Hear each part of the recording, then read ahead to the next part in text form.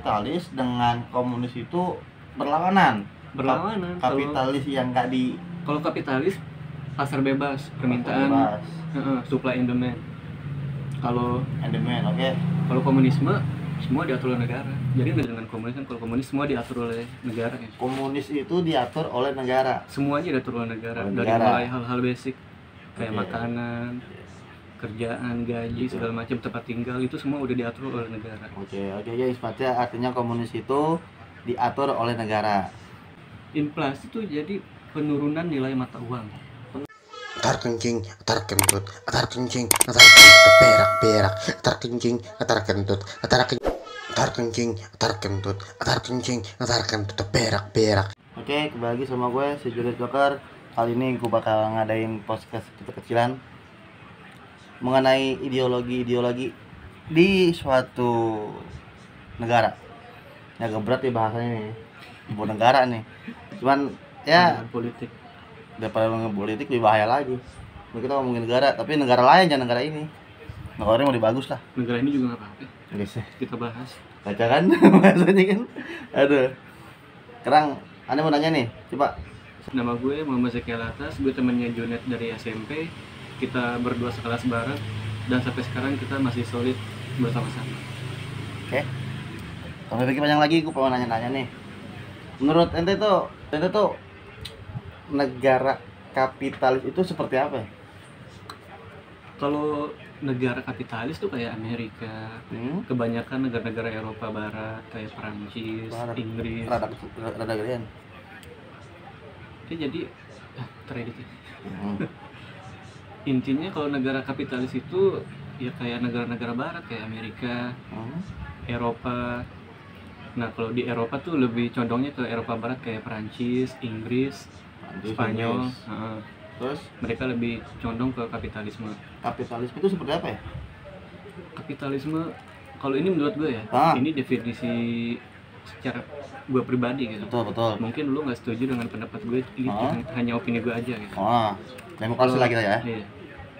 Kalau menurut gue kapitalisme itu adalah sebuah sistem politik maupun ekonomi yang didasarkan pada uang modal, kapital, uang modal. Iya, intinya misalkan kita ini seorang pengusaha. Betul. Kita punya modal kan. Dan kita ini ngebangun contoh aja sebuah perusahaan gitu. Ya. Sebuah perusahaan kita ngebangun kan kita pakai modal. Nah, kita dengan modal itu tuh intinya apa? Jadi sistemnya kalau di negara itu kapitalis, jadi uang kita itu, modal kita itu mengatur segalanya itu kita yang mengatur. Uang ngatur apa kita yang ngatur? Ya modal itu sendiri, kapitalisme itu sendiri yang modal mengatur. Oke, jadi kalau lu punya modal, lu yang punya kuasa apa gimana? Bisa jadi kayak gitu. Oke, terus? Karena kan berdasarkan ini ya, pasar bebas kalau kapitalisme itu. Pasar bebas berapa ya? Jadi intinya ya, sistem ekonomi itu berdasarkan pasar bebas. Misalnya permintaan dengan produksi itu harus sinkron, harus balance. Permintaan sama produksi harus ya, balance. Permintaan sama supply ya. Supplier, oke. Harus sinkron lah, harus imbang, harus balance. Ciri-cirinya itu seperti apa tuh? Orang yang punya ideologi kapitalis tuh ciri-cirinya kayak gimana? Ciri-cirinya. Jadi tuh negara enggak pengaturan negara tuh lebih enggak terlalu konkret banget ya, maksudnya enggak terlalu mengontrol banget sistem ekonomi di negara itu sendiri. Beda halnya dengan komunis kan, kalau komunis semua diatur oleh negara ya. Komunis itu diatur oleh negara. Semuanya diatur oleh negara. Dari mulai hal-hal basic kayak makanan, kerjaan, gaji, segala macam, tempat tinggal, itu semua udah diatur oleh negara. Oke, ya, artinya komunis itu diatur oleh negara. Semuanya. Nah, kembali lagi ke kapitalisme. Ya. Kita ngomong supply and demand ya. Betul. Jadi tuh misalkan contoh nih, di negara itu butuh 1000 ton beras. 1000 ton beras, oke. Contoh. Nah, itu yang mensuplainya siapa? Yang mensuplainya ya pengusaha-pengusaha itu tadi, yang punya modal itu. Pengusaha yang punya modal. Iya, yang punya kayak petani misalkan kan, kalau di negara kapitalis petani itu kan yang punya lahan, yang punya pokoknya yang punya produk itu. Jadi mereka menyediakan produknya atau berasnya yang tadi kita bahas itu sesuai dengan jumlah pasar, sesuai dengan permintaan, maaf, sesuai dengan permintaan pasar. Terus jadi misalkannya nih kita berhasil mensuplai beras melebihi dari permintaan. Contoh misalkan kita memproduksinya 1.500 ton. 1.500. Nah, otomatis harga akan turun. Kenapa tuh bisa turun? Karena suplai lebih banyak daripada permintaan. Oh, iya. Suplai lebih banyak daripada jadi permintaan. kayak nyetok gitu hitungannya. Iya, stok. Dan sebaliknya, kalau kita produksinya kurang, harga otomatis jadi lebih mahal. Karena kan kurang. Nah, itu di ininya dari impor. Kita lengkapinnya dari impor. Berarti beli barang tersebut di luar negeri gitu misalkan ya. Ya misalkan kita cuma bisa produksi 700 ton misalkan. Misalkan. Nah, berarti kita harus impor 300 ton gitu. Gitu. Produksi beras 700 ton otomatis kurang kan. Nah, supaya menghindari inflasi kita harus apa gitu. Ya, harus impor 300 ton biar pas 1.000 ton gitu ya. Biar pas permintaan sama suplainya. Artinya itu pasti bakal mahal tuh ya. Pasti akan mahal tuh ya harga beras itu. Ya kalau kita kurang produksinya mahal karena kan permintaannya melebihi ini. Melebihi suplai. Oh iya, tadi itu nyebut inflasi. Inflasi itu seperti apa ya?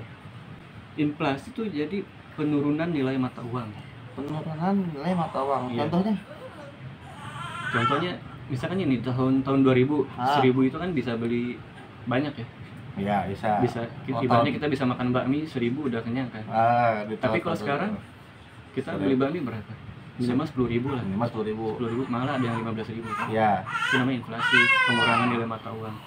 Itu terjadi karena apa? Karena uang yang beredar itu melebihi kapasitas. Contohnya kan kalau misalkan dulu ya kan uang itu kan digantungkan dengan emas. Iya. Misalkan kita punya di bank misalkan punya 5.000 ton emas contoh. Betul. Nah, terus kita menyetak uang sebanyak 500 triliun. Nah, kita bagi aja. Jadi setiap satu gram emas itu berarti berapa rupiah? Contoh misalkan 500 rupiah. Ya, berarti 500 rupiah itu nilainya sama dengan 1 gram emas contoh. Ya kan? Tapi kalau uangnya lebih banyak daripada kapasitas emasnya itu sendiri, ya berarti lebih kurang nilainya. Berarti harus contoh misalkan 1.000 rupiah. Nilainya 1 gram emas, berarti berkurang dong. Berarti harus ada lebih banyak uang untuk nilai yang sama 1 gram emas gitu. Gitu. Itu namanya inflasi. Cuma kalau itu kan dulu berdasarkan emas ya. Kalau sekarang kita berdasarkan dolar, mata uang dolar. Dolar dari mana tuh? Amerika. Dolar Amerika. Jadi kita di tes ini itu. Kalau menurut aneh ya, pandangan aneh sendiri. Kalau kalian punya pandangan yang berbeda, tulis aja di kolom komentar. Anjay. Bisa gitu dekat lagi. Terus lanjut. Dulu waktu Amerika ada di pemerintahan Richard Nixon. Itu kan sebelum pemerintahannya mereka itu dolarnya bergantung pada emas. Jadi inflasinya, jadi ekonominya itu stabil. Uang nilainya itu selalu stabil karena kan mereka bergantung pada emas. Nah, semenjak pemerintahannya Richard Nixon itu diganti. Jadi uang itu digantungnya berdasarkan hal-hal kebijakan moneter kayak hutang misalkan contoh gitu. Contoh nih ya, Ane kasih contoh simpelnya aja. Misalkan ente punya perusahaan mobil. Ane bank. Ane bank. Nah, terus ente mau minjam 1 miliar dolar. 1 miliar dolar. Nah, bank itu mengeluarkan surat bahwasanya ente punya utang 1 miliar dolar. Akhirnya uang itu di-print dari ketidakadaan gitu. Gitu. Iya. Jadi bentuk uang itu sendiri adalah hutang gitu. Jadi uang terbentuk dari hutang. Iya. Kalau zaman dulu misalkan nih kita mau minjem ke bank. Tapi di bank dia kapasitasnya reservasinya hanya ada 5 ton emas misalkan contoh. Terus kita mau pinjem uang dengan nilai 3 3 ton emas. 3 ton emas. Cukup kan? Bisa. Tapi kalau misalkannya ngelebihin dari 5 ton emas dari kapasitas bank itu sendiri, ya nggak bisa, karena kan kapasitasnya cuma segitu dong, cuma 5 ton. Contoh 5 ton emas, tapi kita mau minjem lebih dari itu nilainya. Nah, kita minjem $1 emas. $1 emas, maaf. $1 miliar gitu. Oke. Kan ke Amerika ini kan nggak bergantung sama emas lagi. Udah lepas dari emas. Betul. Nah, jadi uang itu tercipta dari hutang gitu. Uang itu tercipta dari hutang. Iya, makanya semakin lama kita ini inflasi makin lama makin naik. Nah, karena mata uang dolar itu adalah mata uang dunia kan, karena kan kita mau impor, ekspor itu semua pakai mata uang dolar ya. Kayak misalkan walaupun kita impornya dari Cina, misalkan nih contoh nih, kita mau impor Cina beras. Ya. Tapi kita mau pakai rupiah. Kira-kira Cina mau nggak? Ya nggak mau. Dia maunya pakai dolar. Karena apa? Karena dengan dolar itu dia bisa beli produk lain. Kayak ke Eropa, dia mau beli teknologi mobil misalkan contoh. Terus mereka tuh bayar pakai dolar, nggak mau pakai mata uang negara mereka sendiri. Maunya pakai dolar. Begitu. Iya. Jadi emang dolar itu lebih tinggi ya? Apa mata uang itu lebih tinggi apa? Mata uang internasional, ya kalau masalah nilai mata uang yang paling tinggi sih bukan Amerika. Sebenarnya kayak Kuwait itu lebih tinggi nilai mata uangnya. Iya. Cuma yang paling banyak peminatnya itu dolar. Oke. Dolar ada banyak nggak? Apa cuma Amerika? Dolar Amerika. Singapura pakai dolar apa gimana? Kalau Singapura dolar, tapi dolar mereka sendiri, bukan dolar Amerika. Bukan dolar Amerika. Jadi dolar itu ada macam-macam ya? Ada macam-macam. Sama kayak dinar. Dinar macam-macam. Ada dinar Kuwait, ada dinar. Dinar itu mata uang apa? Arab. Iya, mata uang Arab. Kayak dolar sama kayak ini, pound sterling. Pound sterling kan mata uang Inggris ya. Cuma ada British pound sterling, ada apa lagi ya? Ya pokoknya intinya gitu deh. Cuma namanya doang yang sama, tapi beda mata uang gitu. Oke, beda mata uang berarti ya. Beda mata uang tapi sama lah gitu. Balik lagi ke kapitalis. Contohnya tuh yang lebih konkret biar orang tuh ngerti tuh kapitalis seperti apa gitu. Kita hidup di negara kapitalis. Kita nggak diatur sama pemerintah. Nggak diatur sama pemerintah. Iya, kita bebas ngelakuin apa yang kita mau selama kita punya modal, selama kita punya uang.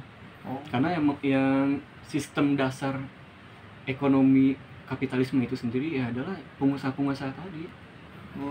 Orang yang punya modal, mereka yang menciptakan lapangan pekerjaan. Pokoknya tuh ekonomi berputar pada dasar pengusaha-pengusaha ini. Nah, pengusaha ini nih, mereka memproduksi barang-barang mereka itu sesuai dengan permintaan pasar. Contoh misalkan aneh pengen Indomie. Aneh pengen Indomie misalkan 1000 Indomie. Ente langsung bikin tuh. Misalkan ente gubernur nih, contoh ya. Aneh gubernur. Gubernur. Penduduk ente ada berapa ratusan ribu orang? 500.000 orang. Butuh Indomie berapa sebulan gitu misalkan contoh. Butuh Indomie 1 juta dus sebulan.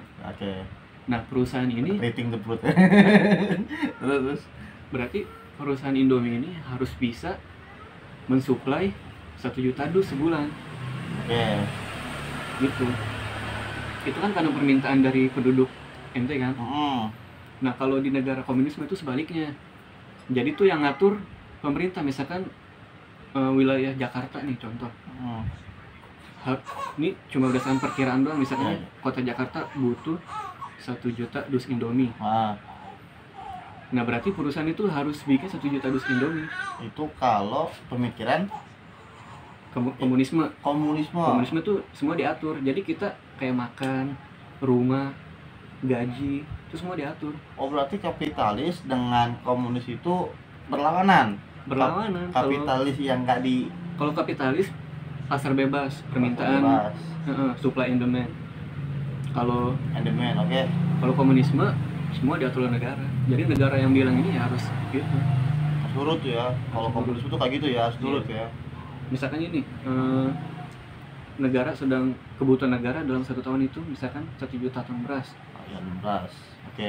Berarti petani semua harus bekerja untuk kepentingan rakyat, untuk kepentingan negara maksudnya. Iya, untuk memenuhi kebutuhan 1 juta ton beras itu. Jadi tuh mereka kolektif. Jadi ini kan lahannya kan lahan milik negara. Oke. Lahan milik negara, bukan lahan milik pribadi ya. Jadi petani ini nih, mereka menanam beras itu, menanam padi, itu semua nanti diambil sama negara. Itu Diambil sama negara, nah terus harganya juga negara yang atur. itu kalau Komunisme kayak gitu. Iya, misalkan ini contoh, dalam satu lahan 1 hektar nih bisa menghasilkan 5.000 kilo 5.000 kilo. beras. Oke. Nah itu harganya udah ditetapin sama pemerintah. Pokoknya 1 liternya misalkan contoh 10.000. Ya nanti dibayar segitu sama negara. Jadi pedagang juga diatur ya. Pedagang semua diatur Dengan ideologi jadi komunisme. kalau di komunisme inflasi sih lebih stabil, jadi nggak ada inflasi karena ini diatur sama negara semua nilai. Kalau komunisme tuh ya Iya, diatur oleh negara. nah dulu pas The Great Depression tahun 1950 atau 1940 gitu. Anda belum lahir itu. Anda belum lahir itu. Jadi ini apa ya, kayak bencana ekonomi gitulah. Bencana ekonomi. Itu ngelanda barat, ngelanda kayak Amerika, Eropa. Itu dilanda bencana ekonomi namanya The Great Depression. The Great Depression. Iya, The Great Depression. Itu semua negara-negara itu pada hancur ekonominya karena stok marketnya jatuh. Pasar stok, pasar modal. Nah, dia ideologinya apa tuh? Nah itu mulai kapitalisme. Kapitalisme. Ya, jadi hampir seluruh negara itu kena akibatnya dari bencana ekonomi ini. Tapi ada satu negara yang nggak kena. Ini negara Uni Soviet. Uni Soviet. Oh, berarti Uni Soviet. Itu yang sekarang Rusia. Yang sekarang Rusia. Dulu mereka komunis ininya, ideologinya, Oh, sistemnya. Dulu. Iya. Dulu, oke. Sekarang Makanya kalau sekarang Rusia demokrasi, lebih ke kapitalis. Oh, Cuma kalau menurut aneh ya, ya seimbang lah antara kapitalis sama komunisme. Karena kebanyakan perusahaan-perusahaan itu milik negara, perusahaan-perusahaan besar. Yang Rusia itu. Iya, perusahaan-perusahaan di Rusia tuh kebanyakan BUMN, badan usaha milik negara. Bukan BUMN di sini kan udah ya. Mau di sana beda ya. Oke. Dimilikin sama elit-elit lah, elit-elit negara. Oligarki. Oligarki. Iya. Berarti Rusia itu termasuk oligarki apa gimana? Oh, Iya. apa pedagangnya aja yang oligarki? Rusia kalau di atas kertas sih negaranya kapitalis. Cuma kalau lihat secara realita itu perusahaan-perusahaan yang besar milik negara itu dikuasainya sama elit-elit pemerintah. Oke. Disebutnya oligarki. Berarti penjelasan untuk kapitalis sendiri itu luas ya? Iya, luas. Kapitalisme itu ya. Dampak positif untuk kapitalis itu apa? Dampak positif untuk kapitalis. Dampak positifnya ya kita bisa usaha. Jadi kita bisa apa ya?